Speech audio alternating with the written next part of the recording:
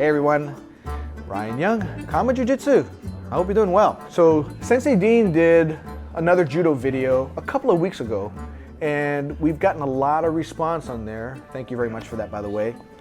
A lot of times it's judo guys that like to respond. Apparently we have a lot of judo guys that watch our channel, or maybe they search for the word judo and we have judo in the title, so it pops up, so they go, oh, I gotta see this jiu-jitsu guy talking about judo. We had a gentleman who sent in a bunch of questions. His name is Mike Easy. Anyway, so the questions, a bunch of them. Hi Ryan, I have some questions. Does your team have to register with the IJF to do judo tournaments? We don't register with the IJF, we register with USA Judo. I guess there are 3 organizations that we can register with. Sensei Dean has us register with USA Judo, so we're members of USA Judo. You get your insurance through there as well. And then when we register for tournaments, then they ask for your competitor number. So that's what we do. So we do that. Now the next question he asks: do you use separate belts and judo gis for judo, or do you end up using the BJJ belts, gis, and just list the class as judo on the schedule? Okay, well, that's a lot of questions in one. All right, so as far as the gis, in our judo classes at Kama Jiu-Jitsu, the belting system is different. So Sensei Dean runs a separate judo belt scheme. So white, then yellow, and then I think orange after that. I'm not sure. I don't know what belting scheme he goes with. When I took judo from Nori Bunasawa in California, he went with a white and then green with a black stripe. So 2 greens, brown with a black stripe, brown with a black stripe again. So 3 browns and then black, the showdown. For the kids, I'm not sure how he did the kids. He might have had yellow and orange in there. So it might have been yellow, white, yellow, orange, green, blue, purple, brown, black. I'm not sure. I just go I know for us, with the kids at least, we're white, yellow. We haven't been doing judo very long. We started our judo program June 1st of 2018 for the kids. So the highest belt we have in judo is yellow. As far as the gis, we use the same gis. So the Kama Jiu-Jitsu gis we will use in class as well. But we do have Kama Jiu-Jitsu judo gis. So judo gis are different in that they're either white or blue, most preferably white. Instead of having a big logo in the back, we just have a small circular logo right here. Now I know that on the back, they'll have back patches. That's like the country competitor patches. So you'll see USA or whatever country they're on, and that'll be on their back. But we don't have any of that because we haven't done any national tournaments, or national level tournaments yet, or international level rather, to warrant having that. As our kids start to progress and get really good, then my hope is that they will be training at those types of tournaments. Let's say, as far as I know, judo only allows blue and white gis. Yes, but it seems acceptable it seems at Kama, any color gi is acceptable. Yes, it is. And we don't have a white only gi policy, and a lot of people do, especially Elio's sons. So Elio's sons students have to only wear white gis. We like to have our members be as expressive or as not as they want to be. We do offer team gis, but our team gis are never the same. We'll order a batch of team gis designed a certain way, and that's pretty much it. We might do another round or 2 of it just for like a simple generic gi, a white gi with a patch on it, and patch on the back. Everybody has to have patch or embroidery on the back. So as an example, let me show you my gi. This is one of my gis here. This was actually given to me for Christmas by a number of my students. It's a Shoyoro, I don't know, a Guma, Grappling United Massive Artist. I don't know much about this gi. It was just something they got for me, which, you know, I really appreciate. I love my students. But this is kind of a grayish gi. It's got like a blue tinge to it, but this is embroidered. If it's not embroidered, it has to have a patch put on there. Now, one of the requirements that we have is, you know, you can have embroidery what you want, but the Kama team logo has to be prominent in the center of the back, or center to slightly up. As far as the front, we often will have a Kama Jiu-Jitsu patch going down here, but it's not required. The only thing that Master Dave requires is this back patch. Many of you know that I'm kind of partial to lucky gis, so I have almost all the luckies that are bamboo, that were ever made, bamboo or hemp, I get them all. But other members of mine, they love shoyu-roll. So they have shoyu-roll and CTRL and whatever they want, I don't care. You can buy whatever you want. You can buy them from us or you can buy them on your own, but they just have to be appropriately patched.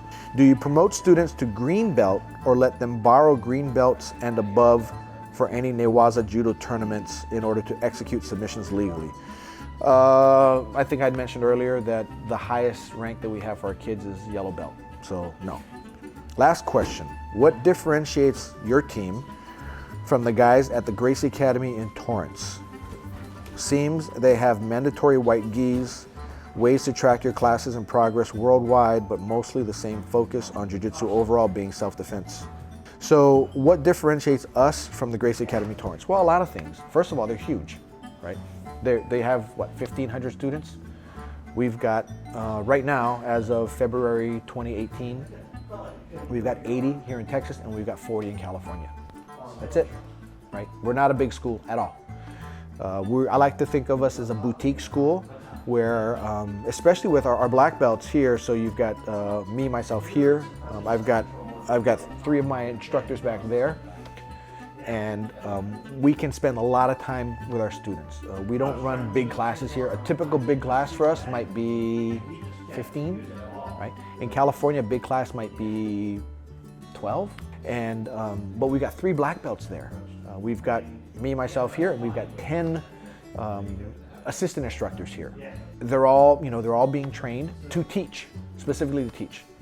And that's the same type of model that the Gracie Academy uses. Now, I don't know the depth to which they train their teachers, especially their affiliates. They do have a curriculum, as do we.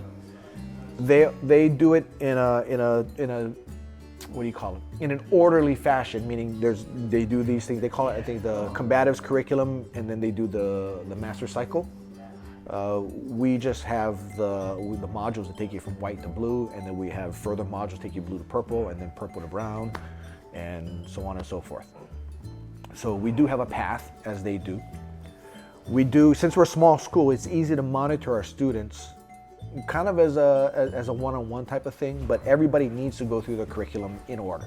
And all the instructors here are trained to make sure that they teach and evaluate people so they know what's in order and they know what's next, or they learn what's next, which is how the Gracie Academy does theirs through their Gracie University. You know, is that something that we learn from them? No, that's just something that we've always done, and it's something that's been working for us. And I think the reason why they do it is because it works for them as well. It's a good system. On the other hand, you have a lot of other students that are members of other academies, which are also very good, that do it more on a random type system, where today we're going to do this, tomorrow we're going to do that, or some will do this one technique, we'll do it for the entire week, or they may do a class of techniques they might do for the entire month, right? There are many good ways to do it. This is just the way we do it, and I think there are more similarities between us and Gracie Torrance than similarities between us and somebody else. One major difference between us and, say, Gracie Torrance, besides the fact that they're huge, we don't run a lot of affiliates like they do through their certified training centers, and they have the garages. So we do have that type of ability, but what we do have that they don't have is we have Hicks and Gracie's curriculum. So our jiu-jitsu is Hicks and Gracie's jiu-jitsu. Their jiu-jitsu has evolved, I definitely feel that the Hiron and Henner are better than their father was. Their father's spectacular. Of all the Gracies that I've trained with, he is by far the most articulate Gracie I have ever learned from. He was very easy to learn from, which then shows in his sons and how excellent teachers they are, right? Because they had the greatest of Elio's sons, the greatest teacher of Elio's sons to teach them. To us and to Dave, in Kama Jiu-Jitsu, our curriculum is Hickson's curriculum, the invisible jiu-jitsu. That's what we feel is the best expression of Gracie Jiu-Jitsu. And I think that's our competitive difference between anybody else. But every other school has their own competitive advantage as well. Some have a strong wrestling component, some have a strong judo component, some have a sambo component, some have very strong MMA. Every school has their strong points. But versus the Gracie Academy, which I think is, they're very close to us as far as style. The major difference is, besides their size and our being able to give a lot of attention to our students because we're so small, it's RICKSON curriculum. I hope that answered your questions. You gave me a lot of questions and I appreciate it. For those of you who also may have some questions, shoot them in the comments below. I run through the comments, I try to run through the comments at least once a day, and I just try to pick through some questions. And if I see any questions that I think are intriguing, I'll go and snapshot it, leave it on my phone, and I'll just, next time I do any videos, I'll put it in the queue and I'll kind of get to it. So I hope that that worked out for you guys. Be sure to check in with us if you want us to have us over. 2019 is a year. If you'd like to be attending any seminars or events that we may be having, the next event that we have right now, it's February 5th of 2019. The next event we have is going to be our Hawaii camp.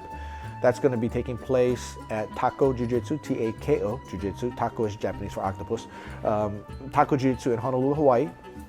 And that'll be taking place from March 11th through March 15th. And in those 5 days, we're going to cram 20 hours plus of training in there. Teaching all the Invisible Gracie stuff, Invisible Gracie Jiu-Jitsu stuff. We will have all 4 Kama Jiu-Jitsu black belts there. So Dave Kama will be there, Fernando Costa will be there, Jack Toffer will be there, I will be there. So there's no better place. In fact, none of our campuses ever has had all 4 black belts on the mat at the same time. So I don't know how often this is going to be, but this is a good chance for you guys to do it. And 20 hours, right? It's not just a simple 2-hour seminar, 20 hours. Anyway, it'll be fun. And I hope you guys can join us. Go ahead and shoot me an email if you're interested. I'll give you the details. That's all I got for you. Take care now. Happy training. Bye-bye now.